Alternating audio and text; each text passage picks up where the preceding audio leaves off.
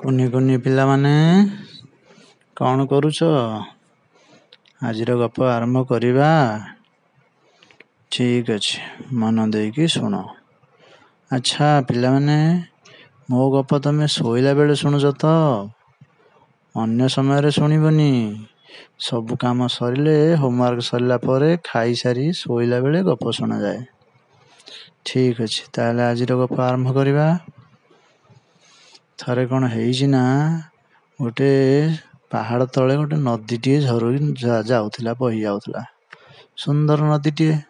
ନଦୀ କୂଳେ କୂଳେ ବହୁ ପ୍ରକାର ଗଛ ସବୁ ଉଠିଥିଲା। ସେ ପାଖାପାଖି ଗୋଟେ ପୋଖରୀ ବି ଗୋଟେ ଗାଁ ଆଉ ଗୋଟେ ପୋଖରୀ ବି ଥିଲା।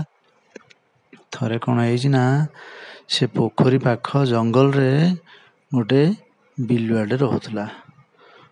ବିଲୁଆଟି ସେଇ ଜଙ୍ଗଲଟା ଯେହେତୁ ବହୁତ ଛୋଟ ଜଙ୍ଗଲଟିଏ ଥିଲା, ବିଲୁଆଟି ବୁଲି ବୁଲି ତାର ଯାହା ପଚା ସଢ଼ା ଜିନିଷ ଖାଏ, କିନ୍ତୁ ତାକୁ ସଫିସିଏଣ୍ଟ ଖାଦ୍ୟ ମିଳେନି। ସିଏ ଭାରି ବୋର୍ ହୁଏ। କିଛି ଚେଞ୍ଜ ନାହିଁ, ସବୁଦିନ ସେଇ ଖାନା। ଆଉ ଟିକେ ବଡ଼ ଜଙ୍ଗଲ ହେଇଥିଲେ ବିଭିନ୍ନ ପ୍ରକାର ଖାନା ମିଳନ୍ତା।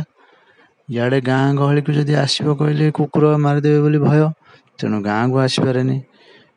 ସେ କ'ଣ କରେ, ଆସିବ ସେ ନଦୀ କୂଳକୁ ଆସିବ। ନଦୀ କୂଳ ପରେ ସେଇ ଗାଁ ପାଖରେ ଯେଉଁ ପୋଖରୀଟେ ଥିବ, ସେ ପୋଖରୀ ପାଖାପାଖି ଟିକେ ଯିବ, କିନ୍ତୁ ଆଉ ଆଗକୁ ଯିବାକୁ ସାହସ କରିବନି, କାରଣ କୁକୁର ଥିବେ। ପୁଣି ଫେରିଯିବ ଜଙ୍ଗଲ ଭିତରକୁ। ଏମିତି ଦିନେ ଜଙ୍ଗଲରେ ଖାଇ ବୁଲାବୁଲି କରି ଆସି ଦେଖିଲା ବେଳକୁ ସେ ପୋଖରୀ କୂଳରେ ଗୋଟେ ବଗଟେ ବସିଛି। ବହୁତ ସମୟ ହେଲାଣି ସେ ବଗଟା ବସିଛି। ଇଏ ଚାହିଁଲା। ବହୁତ ସମୟ ବସିଲା ପରେ ସେ ବଗ କ'ଣ କଲା, ଟକ୍ କିନି ଗୋଟେ ମାଛଟିକୁ ଧରିଲା, ଥଣ୍ଟରେ ଧରିକି ଉଡ଼ିକି ଚାଲିଲା। ଯାଇକି ବସିକି ଆରାମସେ ଗଛ ଉପରେ ବସିକି ତାକୁ ଟୁକ୍ ଟୁକ୍ କରି ଖାଇଲା। ଖାଇସାରିକି ପୁଣି ଉଡ଼ିକି ଆସିଲା ନଦୀ କୂଳକୁ। ଇଏ ଦେଖିଲା, ଆରେ ଇଏ ପୋଖରୀରୁ ଖାଇଲା ମାଛ, ପୁଣି ଆସିଲା ନଦୀ କୂଳକୁ। ଠିକ୍ ଅଛି, ପୁଣି ତାକୁ ଦେଖିଲା କିଛି ସମୟ। ଦେଖିଲା ସେ ନଦୀ କୂଳରେ ବି ସେମିତି କିଛି ସମୟ ବସିଲା, ପୁଣି ଗୋଟେ ମାଛ ଧରିକି ଚାଲିଲା। ଆଚ୍ଛା, ବିଲୁଆ ଭାବିଲା, ଆଚ୍ଛା ଯଦି ଏଇ ବଗ ସହିତ ସାଙ୍ଗ ହୁଅନ୍ତି, ତାହେଲେ ମୋତେ ମଧ୍ୟ ଟିକେ ପୋଖରୀ ମାଛ, ନଦୀ ମାଛ, କେତେବେଳେ କଙ୍କଡ଼ା, କେତେବେଳେ କ'ଣ ଟିକେ ଖାଇବାକୁ ମିଳନ୍ତା। ତ ସେ କ'ଣ କଲା, ସେ ତ ଭାରି ଚାଲାକ। ସେ ଆସିକି ବଗକୁ ଡାକିଲା, ବଗ ଭାଇ ଟିକେ ଶୁଣୁନା। ବଗ ଗଛ ଉପରେ ବସିଥିଲା, ଚାହିଁଲା ତଳକୁ। ଆରେ ବିଲୁଆ, କ'ଣ ହେଲା, ମୋତେ କାହିଁ ଡାକୁଛୁ? ନା, ତମେ ତ ସବୁବେଳେ ବୁଲି ବୁଲି ଶିକାର କଲ, ଖାଇଲ। ମୁଁ ବି ତ ମୋର ବୁଲି ବୁଲି ଜଙ୍ଗଲରେ ଖାଇଲି। ଖାଲି ଏମିତି ଖାଲି ଖାଉଥିବା ବଞ୍ଚିଥିବା, ଟିକେ ସାଙ୍ଗସାଥି ହେଇ କେତେବେଳେ ବୁଲିବା, ଯେଉଁ ନଦୀ କୂଳର ପବନ ଟିକେ ଉପଭୋଗ କରିବା, ଗୀତ ଗାଇବା, ଏସବୁ ମଜା ମଜଲିସ୍ କଲେ ସିନା ଜୀବନରେ ମଜା ଆସିବ। ବଗ ମନେ ମନେ ଭାବିଲା, ଆରେ ଇଏ ବିଲୁଆଟା କ'ଣ ପାଗଳା ହେଇଗଲାଣି? ଇଏ କ'ଣ ସାଙ୍ଗ ହେଇକି ବୁଲିବ, ପବନ ଖାଇବ, ଏସବୁ କଥା କ'ଣ କହୁଛି? ମୁଁ ତ ପକ୍ଷୀ, ସିଏ ତ ପଶୁ, ଆମେ ପୁଣି ସାଙ୍ଗ ହେଇକି ବୁଲିବୁ କ'ଣ? ତଥାପି ଯେହେତୁ ସେ ଡାକୁଛି, ବଗ କହିଲା, ହଉ ରହ, ମୁଁ ଆସୁଛି। କହିକି ତଳକୁ ଆସିଲା। ଆସିକି ତା ସହିତ ଗପସପ ହେଲା। ଗପସପ ହେଲା ପରେ ବିଲୁଆ କହିଲା, ଆଉ କେତେବେଳେ କେମିତି ଆମ ଜଙ୍ଗଲ ଆଡ଼େ ବି ଆସ। ନା, କ'ଣ କରିବି, ଜଙ୍ଗଲରେ ଗଲେ ମୋତେ କିଛି ଖାଇବା ଜିନିଷ ମିଳୁନି। ମୁଁ ମୋର ଏଇ ପୋଖରୀ ଆଉ ନଦୀ ଠିକ୍, ମୁଁ ଠିକ୍। ବିଲୁଆ କହିଲା, ହଁ ହେଲା ଯେ, ଟିକେ ସାଙ୍ଗସାଥି ହିସାବରେ ବେଳେବେଳେ ଆମ ଘର ଆଡ଼େ ଆସ, ବୁଲିକି ଯିବ। ବଗ କହିଲା, ହଉ ଯିବି। ଏମିତି କିଛି ଦିନ ଗଲା। ବଗ ଦିନେ ଗଲା, ବୁଲିବାକୁ ଗଲା ବିଲୁଆର ଜଙ୍ଗଲକୁ। ଜଙ୍ଗଲକୁ ଯିବା ପରେ ବିଲୁଆ ଦିନେ କହିଲା, ଆଉ ବଗ ଭାଇ, ତମେ ତ ସବୁବେଳେ ଖାଉଛ ସବୁ ମାଛ, ପୋଖରୀ ମାଛ, ନଦୀ ମାଛ, ଆଉ ମୋ ପାଇଁ କେତେବେଳେ କ'ଣ ଟିକେ ଆଇଟମ୍ କ'ଣ ରୋଷେଇ କରିକି ଦେଲେ ହୁଅନ୍ତାନି? ସେ କହିଲା, ହଁ ହବ ଯେ, ଆଉ ଆଜି ଏବେ ତ କିଛି ଭଲ ମାଛ ମିଳୁନି, ଭଲ ମାଛ ମିଳିଲେ ମୁଁ କହିବି। ଏମିତି ପୁଣି କିଛି ଦିନ ପଳେଇଲା। କିଛି ଦିନ ଗଲା ପରେ ବିଲୁଆ ଦେଖିଲା, ବଗ ତ କାହିଁ କିଛି ଖାଇବାକୁ ଦଉନି। ସେ ମନେ ମନେ ଚିନ୍ତା କଲା ଯେ, ଆଗେ ମୁଁ ଟିକେ ଖାଇବାକୁ ଦେବି ତାକୁ, ଦେଲେ ଯାଇ ବଗର ବିଶ୍ୱାସ ଆସିବ। ସେ କ'ଣ କଲା ନା, ବଗକୁ କହିଲା, ବଗ ଭାଇ, କାଲିକି ଆମ ଘର ଆଡ଼େ ଆସିବ, ଗୋଟେ ବଢ଼ିଆ ଭୋଜି କରିଛି ମୁଁ, ମାଂସ ଭୋଜି ଗୋଟେ କରିଛି। ଆସିବ, ତମେ ତ ସବୁବେଳେ ମାଛ ଖାଉଛ, ଆଉ ଟିକେ ମାଂସ ଖାଇବ।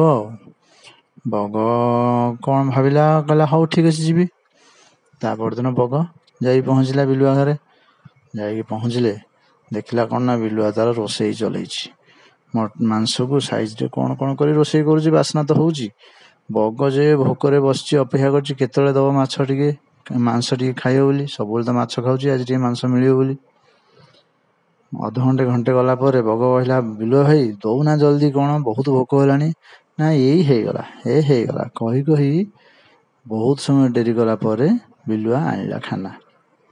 ଆଣିକି କ'ଣ କରିଛି ନା, ବିଲୁଆ ତ ମହା ଚାଲାକ, କାଳେ ମାଂସ ପିସ୍ ବେଶୀ ଖାଇଦବ ବଗ। ସେ କ'ଣ କରିଛି, ଗୋଟେ ଖଲି ପତ୍ର, ଯେଉଁ ସବୁ ଶାଳ ଖଲି ତିଆରି ହୁଏ ସେଇଭଳିଆ ପତ୍ର, ବଡ଼ ପତ୍ରରେ ଥୋଇ ଦେଇକି ତଳେ ତାରି ଉପରେ ମାଂସଟାକୁ ବାଢ଼ିଦେଲେ। ଥଣ୍ଟରେ ଧରି ପାରୁନି, ଛୋଟ ଛୋଟ ପିସ୍, ଅତି ଛୋଟ ପିସ୍ କରିଦେଇଛି। ବଗ ତା ଥଣ୍ଟରେ ଧରି ପାରୁନି, ବଗ ମାରୁଛି ଠକ ଠକ, କିଛି ଯାଉନି ତା ପାଟିକି। ବିଲୁଆ କିନ୍ତୁ ବଡ଼ ଶାନ୍ତିରେ ସେ ଯେଉଁ ଖଲି ଉପରୁ ନିଜେ ଚାଟି ଚୁଟି ସବୁ ଟୁକୁ କରି ସବୁ ମାଂସ ଖାଇ ଦେଇକି ଏଉଡ଼ି ମାରିଲା। କହିଲା, ଭାରି ଟେଷ୍ଟ ହେଇଥିଲା ନୁହଁ? ବଗ ବିଚାରା ମୁହଁ ଶୁଖେଇ କହିଲା, ହଁ ଟେଷ୍ଟ ହେଇଥିଲା ଆଉ। କହିକି ଗଲା ମନ ଦୁଃଖରେ, ନିଜ ରାସ୍ତାରେ ଗଲା।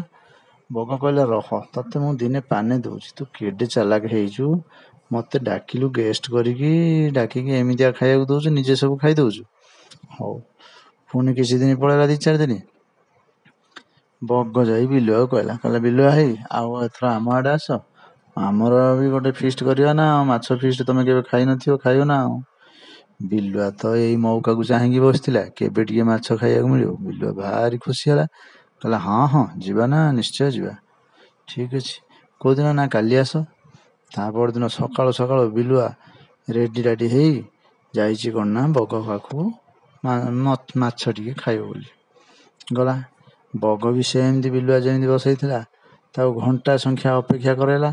କ'ଣ କରୁଛ ନା, ଏଇ ମାଛଟା ଆସିଲା ପରା, ଏଇ କାତି ଛଡ଼ଉଛି ପରା, ଏ ମାଛ ତାକୁ ବାଗେଇକି ରୋଷେଇ କଲେ ଯାଇ ଟେଷ୍ଟ ନା ଆଉ। ତମେ ଧୀରେ ଖାଇବ ଯେ ମାଛକୁ କଣ୍ଟା ଲାଗିଯିବ। ବିଲୁଆକୁ ଏମିତି ବତଉଛି। ବିଲୁଆ ଖାଲି ମନେ ମନେ ଭାବୁଛି, ମୁଁ ଧୀରେ ଖାଇବି, ସବୁ ମତେ ଜଣାମ, ତୁ ଖାଲି ଆଣିକି ଦେ ମତେ ଆଗ।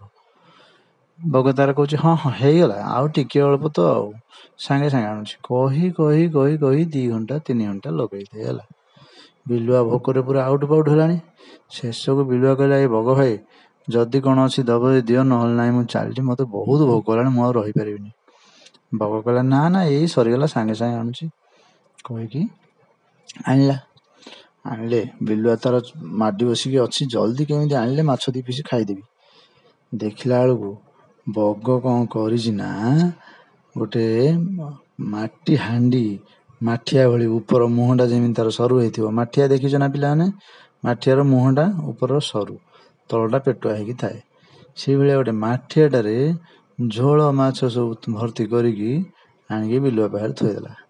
ବିଲୁଆ ଭୋକରେ ଅଛି, ଝଟକିନି ଯେତେବେଳେ ମୁହଁ ପୁରେଇଲା, ଉପରୁ ଖାଲି ଜୁସ୍ ଟିକେ ସେ ଖାଇଲା, ବାକି ତା ମୁହଁ ମାଠିଆ ଭିତରେ ପଶିଲା ନାହିଁ, କାରଣ ମାଠିଆର ମୁହଁଟା ସରୁ ମୁହଁଟିଏ। ଜଷ୍ଟ ଟିକେ ଅଳ୍ପ ଉପରୁ ଚାଟି ଖାଇଲା, ତା ଭିତରେ ସରିଗଲା, ଆଉ ଭିତରକୁ ପଶିଲାନି। ଖାଲି ବିଲୁଆ ଚାହିଁଛି। ବଗ କିନ୍ତୁ ତାର ଥଣ୍ଟ ଅଛି, ଆରାମସେ ସେ ମାଠିଆ ଭିତରେ ଥଣ୍ଟ ପୁରେଇ ଗୋଟେ ପରେ ଗୋଟେ ମାଛ ଟାକୁ କରି ଖାଇଲା ଆରାମସେ। ଖାଇକି ଏଉଡ଼ି ମାରିକି କହିଲା, ବିଲୁଆ ଭାଇ ମାଛଟା ଭାରି ଟେଷ୍ଟ ହେଇଥିଲା ନା। ବିଲୁଆ ଏତେବେଳକୁ ଜାଣିଲା ଯେ ବଗ ତାକୁ ସାବାଡ଼ କରିବା ପାଇଁ ଏଇ ପ୍ଲାନ୍ଟି କରିଛି।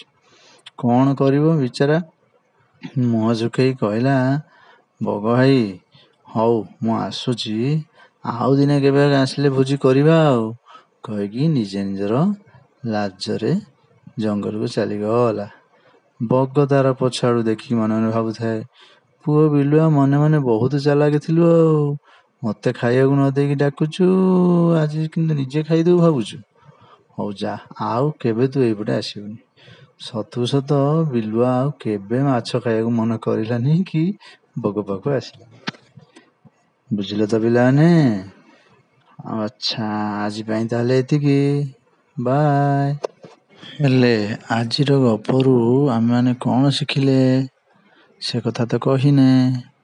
ଆଜିର ଗପରୁ ଆମେ ଏଇଆ ଶିଖିଲେ କି ସ୍ୱାର୍ଥପରତା ଭାବେ କାମ କଲେ, ସ୍ୱାର୍ଥ ରଖିକି ଯଦି କାହା ସହିତ ଆମେ ବନ୍ଧୁତା ରଖିବା, ତାହେଲେ ସେ ବନ୍ଧୁତା ବେଶୀ ଦିନ ତିଷ୍ଠିବନି, ନିଶ୍ଚୟ ଦିନେ ଭାଙ୍ଗିଯିବ।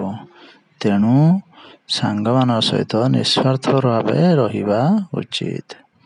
ବୁଝିଗଲ ପିଲାମାନେ? ବାଏ।